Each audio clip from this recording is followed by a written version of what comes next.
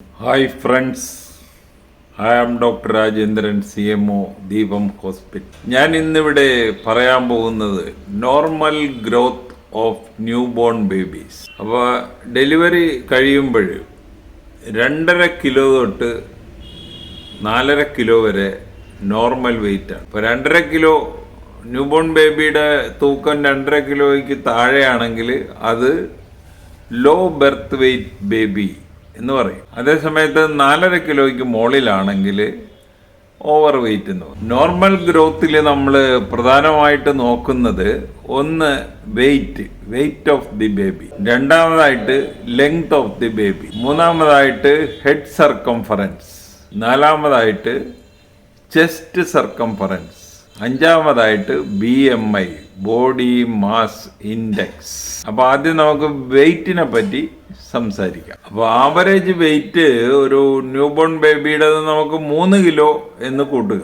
അപ്പോൾ ന്യൂബോൺ ബേബിയുടെ വെയിറ്റ് ഒരു ആഴ്ചക്കകം ഏകദേശം 10% കുറയും.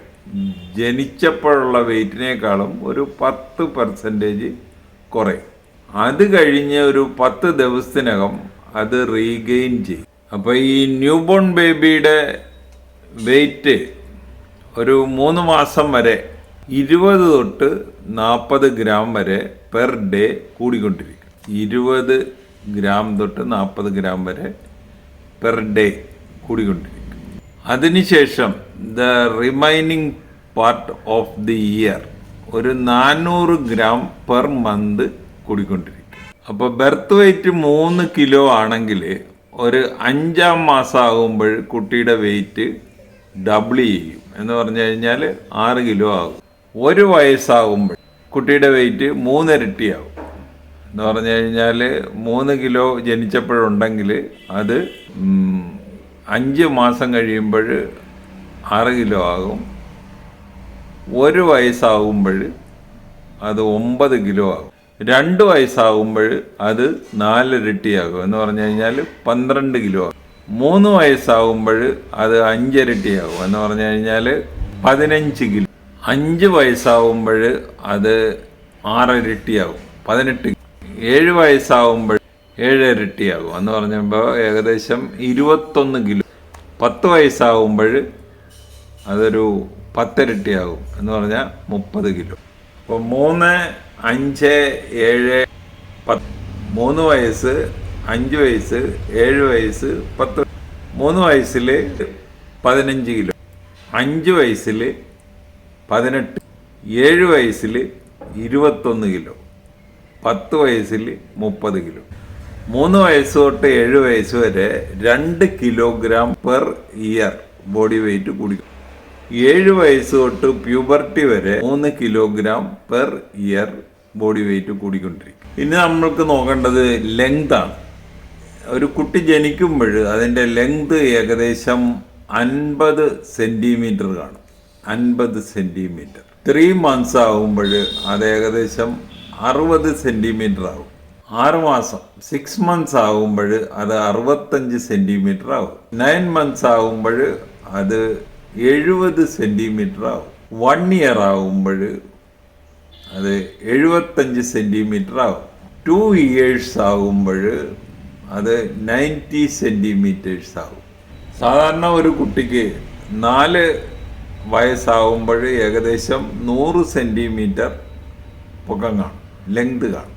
അതിനുശേഷം ഓരോ വർഷം ഒരു 6 സെൻറ്റിമീറ്റർ വെച്ച് കൂടിക്കൊണ്ടിരിക്കും. ഒരു 12 വയസ്സ് വരെ അങ്ങനെ കൂടിക്കൊണ്ടിരിക്കും.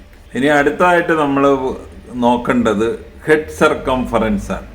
ഒരു കുട്ടി ജനിക്കുമ്പോൾ അതിൻ്റെ ഹെഡ് സർക്കംഫറൻസ് ഒരു 34 സെൻറ്റിമീറ്റർ ആയിരിക്കും. അത് കഴിഞ്ഞ് ഒരു 3 മാസം വരെ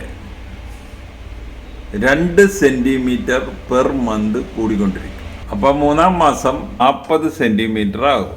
അതിനുശേഷം 3 മാസം തൊട്ട് 6 മാസം വരെ 1 സെൻറ്റിമീറ്റർ കൂടിക്കൊണ്ടിരിക്കും. 1 centimetre per month. അപ്പോൾ 6-ാം മാസം ആകുമ്പോൾ ഒരു 3 സെൻറ്റിമീറ്റർ കൂടെ കൂടും, 43 സെൻറ്റിമീറ്റർ ആകും. അതിനുശേഷം 1 വയസ്സാകും വരെ 1/2 സെന്റിമീറ്റർ പെർ മന്ത് കൂടിക്കൊണ്ടിരിക്കും. അപ്പോൾ 1 വയസ്സാകുമ്പോൾ ഹെഡ് സർക്കംഫറൻസ് 46 തൊട്ട് 47 സെന്റിമീറ്റർ വരെ ആകും. 2 വയസ്സൊക്കെ ആകുമ്പോൾ ഏകദേശം 48 സെന്റിമീറ്റർ ഹെഡ് സർക്കംഫറൻസ് കാണും. ഇനി അടുത്തത് ചെസ്റ്റ് സർക്കംഫറൻസ്. ഒരു ന്യൂ ബോൺ ബേബിക്ക് ഹെഡ് സർക്കംഫറൻസിനേക്കാളും കുറവായിരിക്കും ചെസ്റ്റ് സർക്കംഫറൻസ്. അപ്പോൾ ആ ഒരു 3 സെന്റിമീറ്റർ ഏകദേശം 1 വയസ്സാകുമ്പോൾ ഹെഡ് സർക്കംഫറൻസും ചെസ്റ്റ് സർക്കംഫറൻസും ഈക്വൽ ആകും. അതിനുശേഷം ചെസ്റ്റ് സർക്കംഫറൻസ് ഹെഡ് സർക്കംഫറൻസിനെ എക്സീഡ് ചെയ്യും. അടുത്തതായിട്ട് ബോഡി മാസ് ഇൻഡെക്സ് BMI. ഇത് കണ്ടുപിടിക്കുന്ന ഫോർമുല എന്ന് പറഞ്ഞത് weight in kilogram divided by height in metre square. അപ്പോൾ ഇത് സാധാരണ കേസിൽ ആവശ്യമുള്ളതല്ല. ഇത് ഒബിസിറ്റി ഒക്കെ ഉണ്ടെന്ന് സസ്പെക്ട് ചെയ്യുമ്പോഴാണ് ഇത് ആവശ്യമായിട്ട് വരുന്നത്. അപ്പോൾ ന്യൂ ബോൺ ബേബീസിൻ്റെ ഗ്രോത്തിനെ പറ്റി പറയാനുള്ളതൊക്കെ പറഞ്ഞു കഴിഞ്ഞു. അപ്പോൾ വീഡിയോ ഒന്നിട്ട് കാണുക.